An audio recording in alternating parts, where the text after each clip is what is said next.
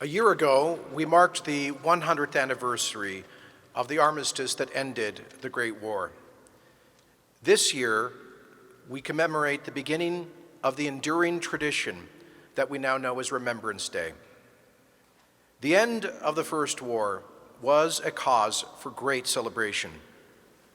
4 years of industrialized killing, of unrelenting pain and suffering, of terror in the trenches and agonizing worry at home was finally over.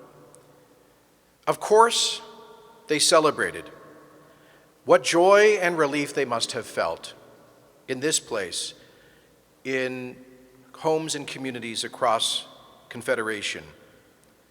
A year later, though, the anniversary took on the solemnity that we know today, the 2 minutes of silence, the playing of the last post, the reading of Lieutenant Colonel John McCrae's immortal tribute to the fallen. This transition from rejoicing to remembering reflects well on the victors. Lesser civilizations indulge themselves in victory, reveling in the destruction of their enemies. But that is not the Canadian way. Canadians do not fight for conquest of land or treasure or domination. We instead go selflessly to defend the weak and bravely to uphold the higher ideals of humanity when evil threatens them. We are reluctant but resolute warriors. We know that war must be the last resort, fought only when a just peace depends upon it.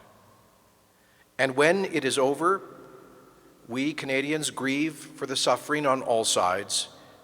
We pursue reconciliation, and we work for a lasting peace based on human dignity and on freedom.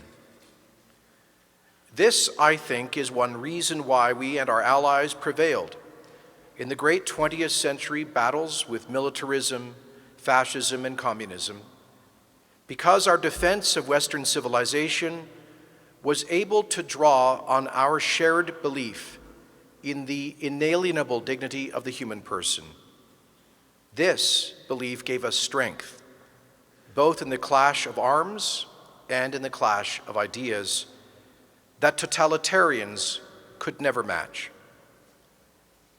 And so on Remembrance Day, as we call to mind the sacred memory of our glorious dead, we also reaffirm the virtues for which they fought as we rededicate ourselves to upholding them in our own lives and in our own work in this assembly and throughout Alberta and Canada, lest we forget.